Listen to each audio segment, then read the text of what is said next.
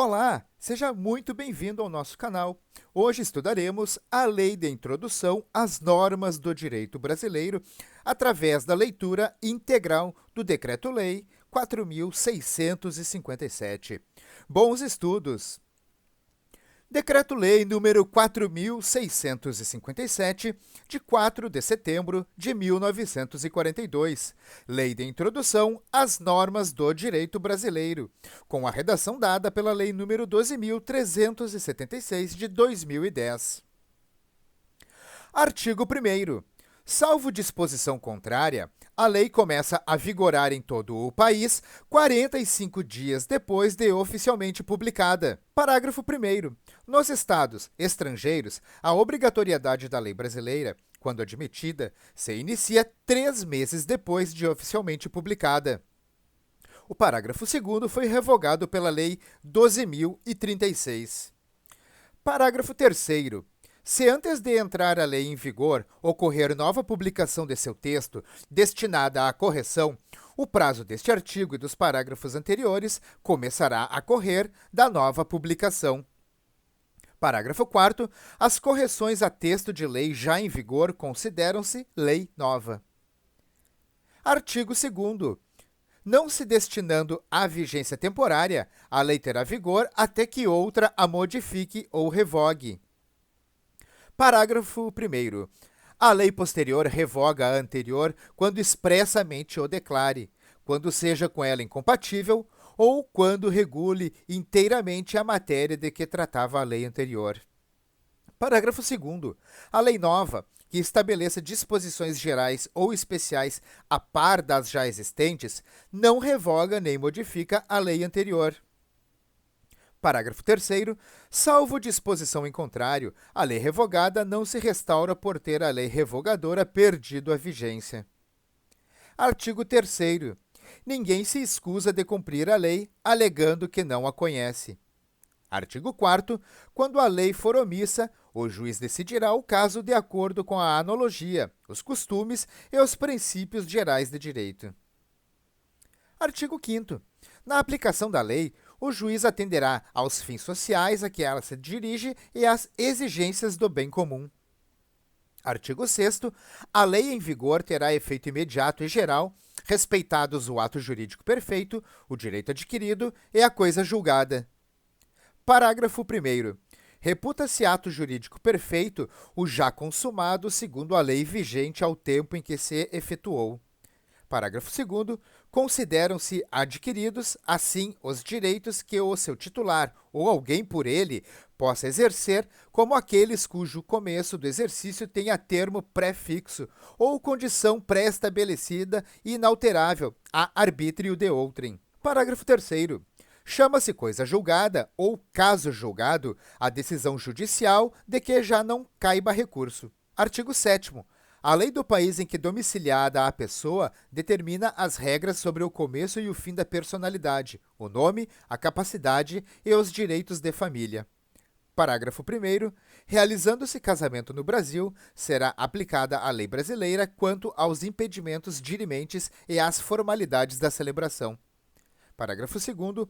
O casamento de estrangeiros poderá celebrar-se perante autoridades diplomáticas ou consulares do país de ambos os nubentes. Parágrafo 3º.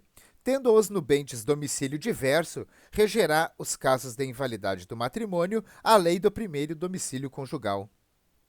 Parágrafo 4º. O regime de bens, legal ou convencional, obedece à lei do país em que tiverem os nubentes domicílio e, se este for diverso, à do primeiro domicílio conjugal. Parágrafo 5º. O estrangeiro casado que se naturalizar brasileiro pode, mediante expressa anuência de seu cônjuge, requerer ao juiz no ato da entrega do decreto de naturalização se apostile ao mesmo a adoção do regime de comunhão parcial de bens, respeitados os direitos de terceiros e dada esta adoção ao competente registro. Parágrafo 6º.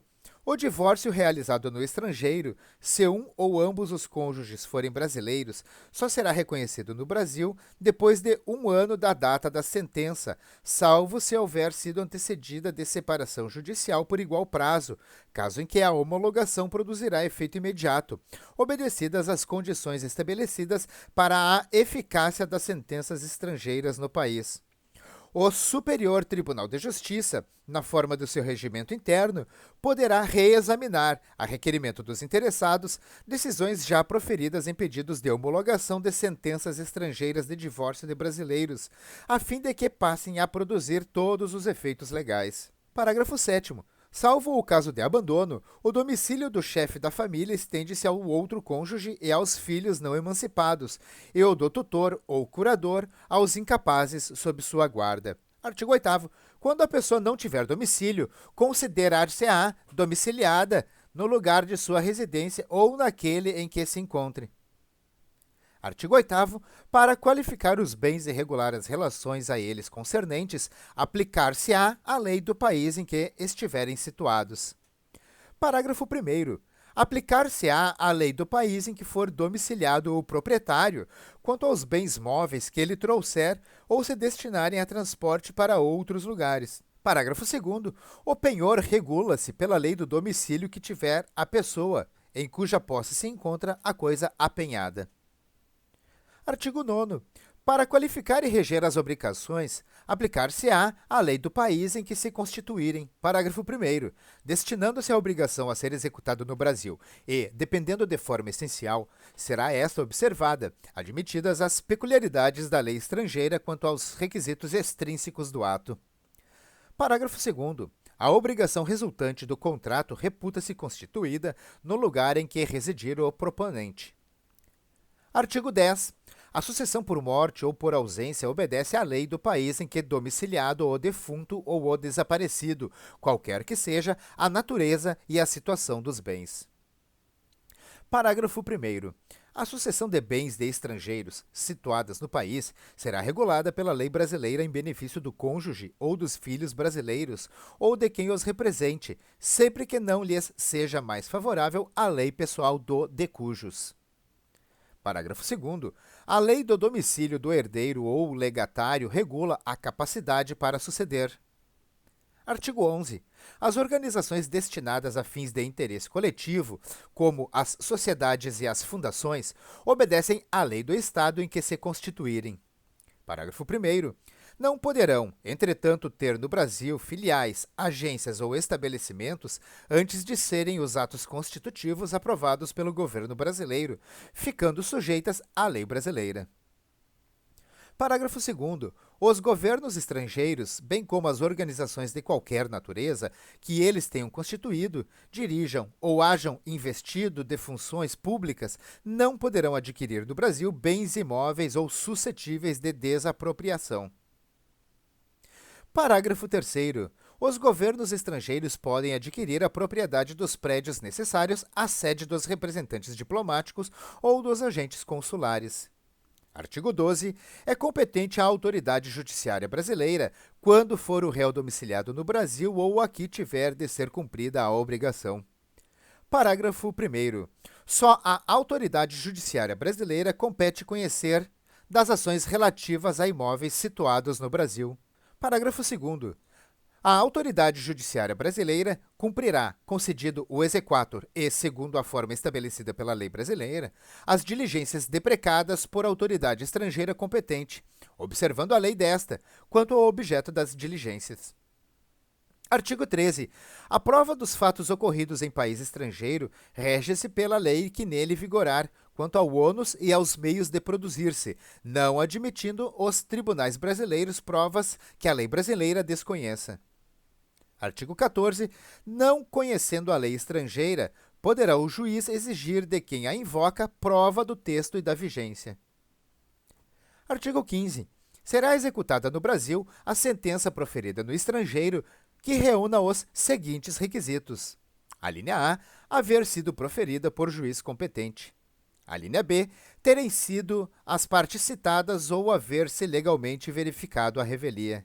A linha C, ter passado em julgado e estar revestida das formalidades necessárias para a execução no lugar em que foi proferida. A linha D, estar traduzida por intérprete autorizado. A linha E, ter sido homologada pelo Supremo Tribunal Federal. O parágrafo único foi revogado pela Lei nº 12.036. Artigo 16. Quando, nos termos dos artigos precedentes, se houver de aplicar a lei estrangeira, ter-se-á em vista a disposição desta, sem considerar-se qualquer remissão por ela feita a outra lei. Artigo 17.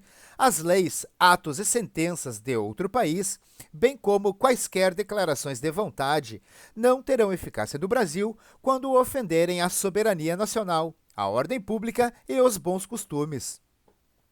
Artigo 18. Tratando-se de brasileiros, são competentes as autoridades consulares brasileiras para lhes celebrar o casamento e os mais atos de registro civil e de tabelionato, inclusive o registro de nascimento e de óbito dos filhos de brasileiro ou brasileira nascido no país da sede do consulado. Parágrafo 1º. As autoridades consulares brasileiras também poderão celebrar a separação consensual e o divórcio consensual de brasileiros, não havendo filhos menores ou incapazes do casal, e observados os requisitos legais. Quanto aos prazos, devendo constar da respectiva escritura pública as disposições relativas à descrição e à partilha dos bens comuns e à pensão alimentícia, e ainda ao acordo quanto à retomada pelo cônjuge de seu nome de solteiro ou à manutenção do nome adotado quando se deu o casamento. Parágrafo 2º. É indispensável a assistência de advogado, devidamente constituído, que se dará mediante a subscrição de petição, juntamente com ambas as partes ou com apenas uma delas, caso a outra constitua advogado próprio, não se fazendo necessário que a assinatura do advogado conste da escritura pública. Artigo 19. Reputam-se válidos todos os atos indicados no artigo anterior e celebrados pelos cônsules brasileiros na vigência do Decreto-Lei nº 4.657, de 4 de setembro de 1942, desde que satisfaçam todos os requisitos legais. Parágrafo único. No caso em que a celebração desses atos tiver sido recusada pelas autoridades consulares, com fundamento no artigo 18 do mesmo decreto-lei, ao interessado é facultado renovar o pedido dentro de 90 dias contados da data da publicação desta lei. Artigo 20. Nas esferas administrativa, controladora e judicial, não se decidirá com base em valores jurídicos abstratos sem que sejam consideradas as consequências práticas da decisão. Parágrafo único. A motivação demonstrará a necessidade e a adequação da medida imposta ou da invalidação de ato, contrato, ajuste, processo ou norma administrativa, inclusive em face das possíveis alternativas. Artigo 21. A decisão que, nas esferas administrativa, controladora ou judicial, decretar a invalidação de ato, contrato, ajuste, processo ou norma administrativa, deverá indicar de modo expresso suas consequências jurídicas e administrativas. Parágrafo único. A decisão a que se refere o caput deste artigo deverá, quando for o caso, indicar as condições para que a regularização ocorra de modo proporcional e equânime e sem prejuízo aos interesses gerais, não se podendo impor aos sujeitos atingidos ônus ou perdas que, em função das peculiaridades do caso, sejam anormais ou excessivos. Artigo 22. Na interpretação de normas sobre gestão pública, serão considerados os obstáculos e as dificuldades reais do gestor e as exigências das políticas públicas a seu cargo, sem prejuízo dos direitos dos administrados. Parágrafo 1º. Em decisão sobre regularidade de conduta ou validade de ato, contrato, ajuste, processo ou norma administrativa, serão consideradas as circunstâncias práticas que houverem imposto, limitado ou condicionado a ação do agente. Parágrafo 2º. Na aplicação de sanções, serão consideradas a natureza e a gravidade da infração cometida, os danos que dela provierem para a administração pública, as circunstâncias agravantes ou atenuantes e os antecedentes do agente. Parágrafo 3º. As sanções aplicadas ao agente serão levadas em conta na dosimetria das demais sanções de mesma natureza e relativas ao mesmo fato. Artigo 23. A decisão administrativa, controladora ou judicial que estabelecer interpretação ou orientação nova sobre norma de conteúdo indeterminado, impondo novo dever ou novo condicionamento de direito, deverá prever regime de transição quando indispensável para que o novo dever ou condicionamento de direito seja cumprido de modo proporcional, equânime e eficiente e sem prejuízo aos interesses gerais. Artigo 24. A revisão nas esferas administrativa, controladora ou judicial quanto à validade de ato, contrato, ajuste, processo ou norma administrativa cuja produção já se houver completado, levará em conta as orientações gerais da época, sendo vedado que, com base em mudança posterior de orientação geral, se declarem inválidas situações plenamente constituídas. Parágrafo único. Consideram-se orientações gerais as interpretações e especificações contidas em atos públicos de caráter geral ou em jurisprudência judicial ou administrativa majoritária e ainda as adotadas por prática administrativa reiterada e de amplo conhecimento público. O artigo 25 foi vetado. Artigo 26.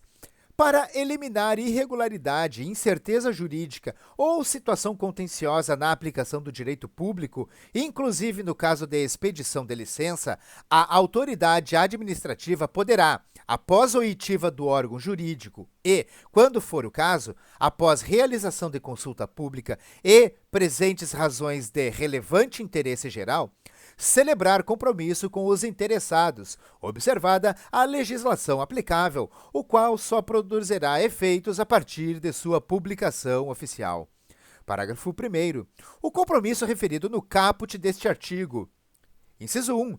Buscará a solução jurídica proporcional, equânime, eficiente e compatível com os interesses gerais. O inciso 2 foi vetado. Inciso 3. Não poderá conferir desoneração permanente de dever ou condicionamento de direito reconhecidos por orientação geral. Inciso 4. Deverá prever com clareza as obrigações das partes, o prazo para o seu cumprimento e as sanções aplicáveis em caso de descumprimento. Parágrafo 2º vetado. Artigo 27. A decisão do processo, nas esferas administrativa, controladora ou judicial, poderá impor compensação por benefícios indevidos ou prejuízos anormais ou injustos resultantes do processo ou da conduta dos envolvidos. Parágrafo 1º. A decisão sobre compensação será motivada, ouvidas previamente as partes sobre seu cabimento, sua forma e, se for o caso, seu valor. Parágrafo 2º. Para prevenir ou regular a compensação, poderá ser celebrado compromisso processual entre os envolvidos. Artigo 28. O agente público responderá pessoalmente por suas decisões ou opiniões técnicas em caso de dolo ou erro grosseiro. Parágrafos 1º, parágrafo 2º e parágrafo 3º vetados. Artigo 29. Em qualquer órgão ou poder, a edição de atos normativos por autoridade administrativa, salvo os de mera organização interna, poderá ser precedida de consulta pública para manifestação de interessados, preferencialmente por meio eletrônico, a qual será considerada na decisão. Parágrafo 1º. A convocação conterá a minuta do ato normativo e fixará o prazo e demais condições da consulta pública, observadas as normas legais e regulamentares específicas, se houver. O parágrafo 2º foi vetado. Artigo 30. As autoridades públicas devem atuar para aumentar a segurança jurídica na aplicação das normas, inclusive por meio de regulamentos, súmulas administrativas e respostas a consultas. Parágrafo único. Os instrumentos previstos no caput deste artigo terão caráter vinculante em relação ao órgão ou entidade a que se destinam, até ulterior revisão. Rio de Janeiro, 4 de setembro de 1942. Obrigado por nos acompanhar, nos assistir ou ouvir os nossos vídeos. Eu espero que o nosso conteúdo possa lhe ajudar de alguma maneira. Se inscreva em nosso canal, ative as notificações e receba o nosso conteúdo sempre em primeira mão. Curta e compartilhe este vídeo à vontade com todos os seus colegas e amigos que você sabe que precisa desse material para estudo.